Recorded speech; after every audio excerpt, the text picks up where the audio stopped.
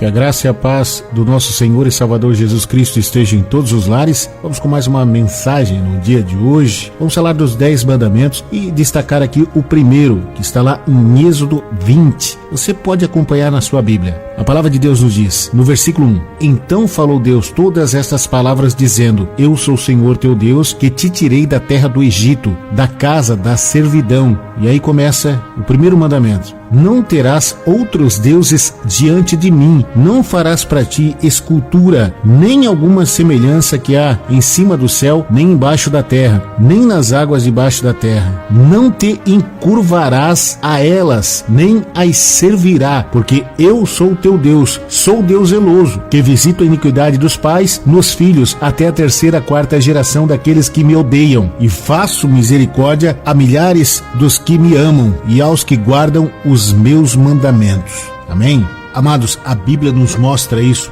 em toda a Escritura. Se curvar é cultuar.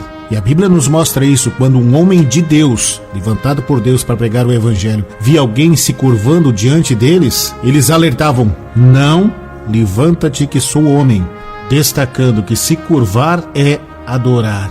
Glória a Deus, aleluia.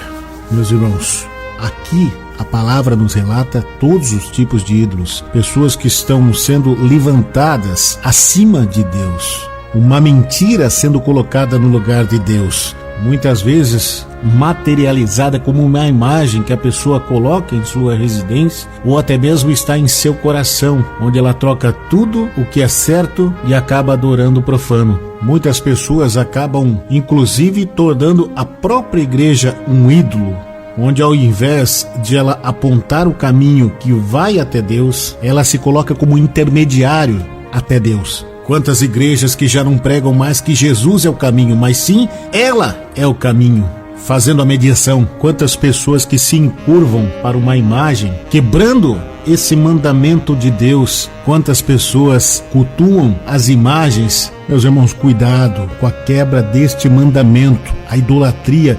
Deus castiga não só esta geração, mas as descendências dela, e abençoa os que guardam esse mandamento no seu coração. Não te prostes diante de homens, não adore a homens, mas sim a Deus. Amados, tem igreja que fala que ela é o caminho, que é a única exclusiva que leva ao reino dos céus.